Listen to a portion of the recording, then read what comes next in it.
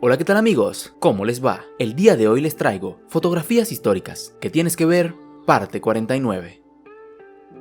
Alan Mathison Turing fue un matemático británico que descubrió que existen problemas que no tienen solución, y sobre esta premisa se basa la informática moderna. Turing definió qué es y qué no es computable, donde lo computable puede ser resuelto a través de un algoritmo y lo que no es computable es simplemente un problema sin solución. Por sus conocimientos, fue elegido por el gobierno británico para dirigir el equipo encargado de descifrar los mensajes codificados de los submarinos nazis. Fue entonces cuando Alan construyó la máquina que vemos en la imagen. Este dispositivo electromecánico fue capaz de decodificar los mensajes alemanes y fue bautizada como Bombe. Gracias a esto, se estima que la Segunda Guerra Mundial terminó un par de años antes de lo que podía haber durado, además de que se logró salvar muchas vidas. Otro trabajo muy importante de este científico fue el artículo que sentaría las bases para el estudio de la capacidad intelectual de las máquinas. Realizó esto debido a su interés por la inteligencia artificial. Ahora, no todo fue reconocimientos para él, ya que en 1952 fue detenido por la policía británica y condenado por actos indecentes. Y es que Turing era homosexual. Su pareja en ese momento era Arnold Murray. A Turing se le dio a escoger entre la cárcel o la castración química. Él escogió la segunda opción. En 1954 murió mientras comía una manzana envenenada con cianuro. El hecho fue reportado por la policía como un suicidio, aunque algunas personas llegaron a pensar que fue asesinado.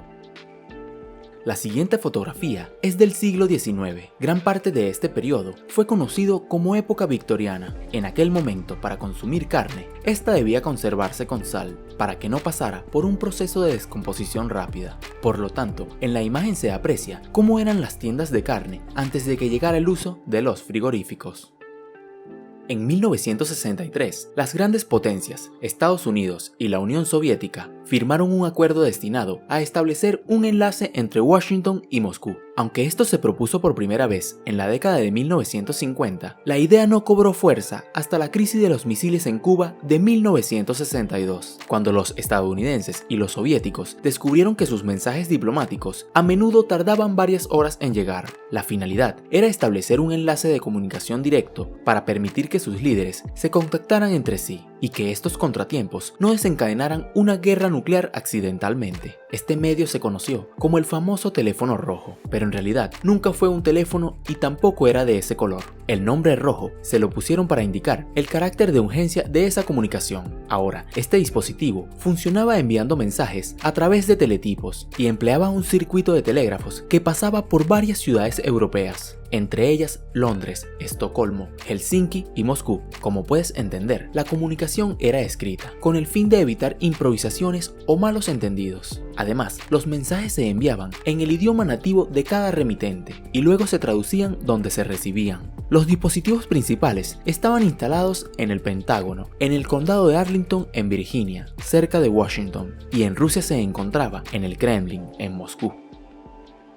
El 20 de febrero de 1943, Dionisio Pulido se encontraba trabajando su tierra, cuando de pronto se percató que en el suelo había unas grietas, y poco tiempo después comenzó a temblar. Fue así como nació el volcán más joven del mundo, en Michoacán, México. Este tuvo un periodo de actividad de poco más de 9 años, lo que le permitió a los científicos ver el nacimiento, desarrollo y reposo de este fenómeno. Fue nombrado Paricutín en honor a uno de los dos pueblos que desaparecieron debido a su actividad. Afortunadamente, no hubo víctimas fatales, ya que todos los habitantes lograron salir de los pueblos.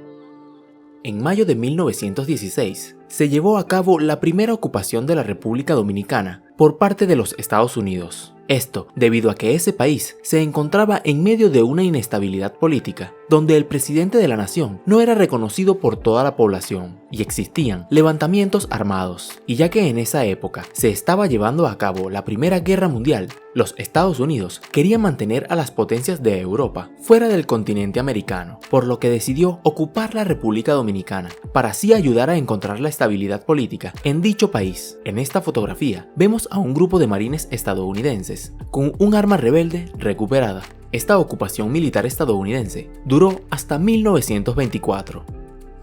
Años más tarde, llegaría al poder en la República Dominicana el militar Rafael Leónidas Trujillo, Su mandato comenzaría en agosto de 1930 y terminaría en mayo de 1961, cuando sería asesinado. Claro está que no siempre gobernó de forma directa. En algunos periodos utilizó la imagen de otras personas que hacían el papel de presidente de la nación dominicana. Su mandato es conocido como la Era Trujillo y es considerada una de las dictaduras más sangrientas de Latinoamérica. Uno de los hechos más notorios de esta dictadura fue la masacre del Perejil. En octubre de 1937, Trujillo ordenó al ejército dominicano acabar con lo que él en algún momento llamó el problema haitiano, ya que según él, los emigrantes de este país significaban una pérdida de empleos para los dominicanos. Por tal motivo, en estas fechas se le arrebató la vida a unos 17.000 haitianos, aunque la cifra real no puede ser determinada. El por qué se le llama Masacre del Perejil se debe a que, según los soldados dominicanos, llevaban con ellos una rama de perejil y le pedían a los que creían que eran haitianos pronunciaran esta palabra, la cual por su lengua materna se les dificultaba pronunciar, y al cometer el error eran identificados y posteriormente asesinados.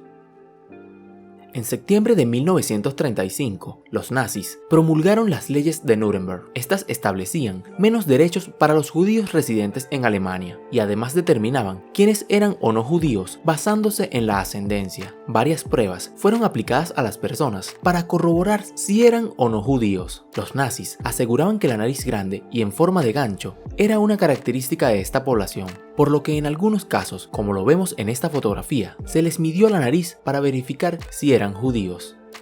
Los nazis tenían la idea de proteger la raza aria, por lo que la ley de Nuremberg prohibía los matrimonios entre judíos y alemanes, por lo que en julio de 1935 se obligó a Julius Wolf y a su prometida no judía, Christine Neumann, a pasearse por las calles con carteles que decían "Deshonro a la raza" y "Soy una joven alemana y he sido deshonrada por un judío". Marie Bonaparte, de princesa de Francia a psicoanalista. Ella es conocida por sus investigaciones acerca del orgasmo. Esta mujer relató en su diario en 1952 que mientras se masturbaba fue descubierta por una de las mujeres que la cuidaba, la cual le comentó que eso era pecado, un vicio, y que si seguía haciéndolo, moriría. Por tal motivo, esta dama de gran familia tuvo que abandonar la estimulación del clítoris alrededor de los 8 o 9 años por temor a la muerte. Marie fue sobrina nieta de Napoleón I, emperador de Francia, y tía política del príncipe Felipe de Edimburgo, quien fuera esposo de la reina Isabel II. En 1907 se casó con el príncipe Jorge de Grecia y Dinamarca, un hombre 13 años mayor que ella, pero además buscaba otros amantes y vivía atormentada porque sufría de frigidez. Fue esto lo que la llevó a estudiar la sexualidad femenina y desarrollar la teoría de que una distancia más corta entre el clítoris de una mujer y su vagina aumentaba la probabilidad de experimentar un orgasmo en las relaciones sexuales con penetración, acotando que el problema se debía a la anatomía de la mujer. Años más tarde conocería a Sigmund Freud y se convertiría en su alumna, paciente y amiga, e incluso lo ayudó a escapar de los nazis, gracias a su posición económica y sus conexiones políticas. Sus estudios del psicoanálisis la llevaron a retractarse de sus primeros postulados y comunicar que la anatomía no tenía nada que ver en lo que al orgasmo se refiere, y que todo era psicológico.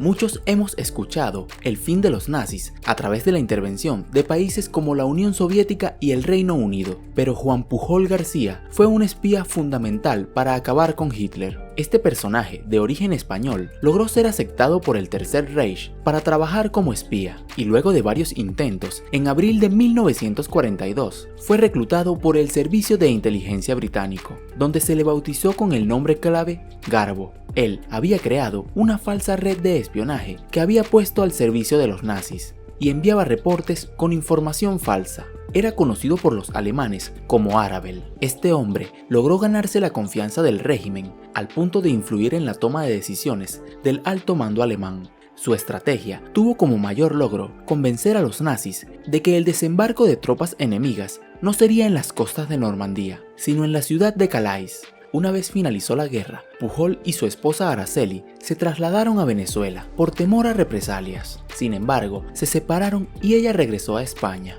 Él logró que se difundiera la noticia de que había muerto en Angola, posiblemente por malaria. Garbo había ganado una buena cantidad de dinero, pagado tanto por el régimen alemán como por el gobierno británico. Aún así, se dedicó en Venezuela a dar clases de inglés a los empleados de una empresa petrolera y abrió algunos negocios, en los cuales no le fue bien y perdió mucho dinero. Se casó con Carmencilia Álvarez y tuvo 3 hijos más. Para 1984, Nigel West, un escritor británico, descubrió que Garbo seguía vivo y juntos escribieron un libro en el que dieron a conocer estos hechos al mundo. Gracias a esto, Pujol pudo reaparecer en la historia y viajar al Reino Unido, donde recibió honores y además pudo reunirse con sus hijos mayores, quienes lo habían dado por muerto. Juan Pujol murió en Caracas en 1988. Ivan Pavlov fue un fisiólogo ruso, el cual realizó investigaciones sobre el funcionamiento del aparato digestivo. Además, se le conoce por formular la ley del reflejo condicional, la cual se basa en un aprendizaje a través de un estímulo. Esto surgió como resultado de sus experimentos con perros. Pavlov notó que estos animales comenzaban a salivar una vez que veían la comida o al experimentador que los estuviera alimentando. Por ende, estimó que esto podría ser resultado de una actividad psicológica. Fue entonces cuando al llevar la comida a los perros, hacía sonar un metrónomo. Con el tiempo, observó que los perros comenzaban a salivar solo con escuchar el metrónomo. Muchas veces se refieren a esos experimentos como perros de Pavlov, y este modelo de estímulo-respuesta es reconocido por sus aportes a la ciencia del comportamiento. Foto de 1902, en la que se aprecia al virrey de la India de esa época, George Curzon, junto a su esposa Mary Curzon, encima de un elefante en la ciudad de Delhi. Foto de 1940, en la que se aprecia a una víctima de quemaduras en un hospital encendiendo un cigarrillo mientras toma un baño de sal. El 30 de septiembre de 1999 sucedió uno de los peores accidentes nucleares de la historia. A las 10:30 de la mañana de ese día, 2 trabajadores de una planta de combustibles nucleares se encontraban realizando sus labores. La planta, ubicada en el pueblo de Tokaimura, a unos 125 kilómetros de la ciudad de Tokio, pertenecía a la compañía de conversión de combustibles nucleares de Japón. El problema, según reportes del incidente, es que los trabajadores no estaban capacitados para realizar dicha labor, que era mezclar una solución de óxido de uranio con ácido nítrico. La medida aprobada para este procedimiento era de 2.3 kilogramos de uranio, y ellos agregaron un total de 16 kilogramos. Meses después de este incidente, estos 2 trabajadores murieron, pero fue Isashi Ouchi el más afectado. Se estima que este hombre recibió 17 sieverts, siendo el sievert la unidad de medida del efecto de la radiación en el cuerpo humano. Este hombre se considera la persona que ha recibido la mayor cantidad de radiación en la historia.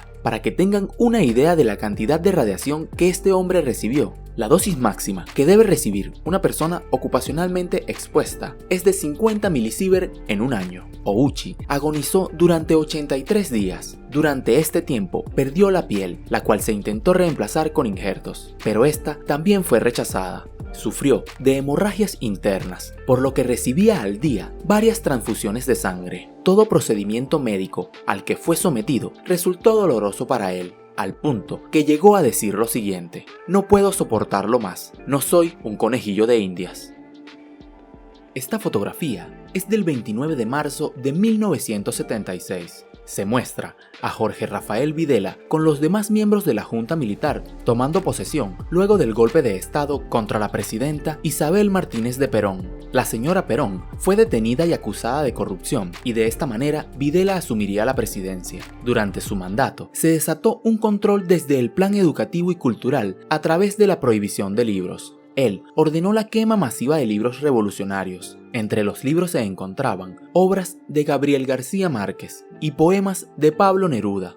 Videla fue apartado de su cargo como resultado de las tantas tensiones entre las 3 Fuerzas Armadas argentinas y el abuso de poder. En 1983 fue juzgado y declarado culpable por el asesinato y la desaparición de miles de ciudadanos durante su gestión presidencial. Además, le fue destituido el grado militar en 1985, ya que durante su mandato fue partícipe como autor de 469 crímenes, como homicidios, secuestros, torturas y robos. Aunque le dieron arresto domiciliario, años después se le quitó por la gravedad de los hechos, dándole cadena perpetua.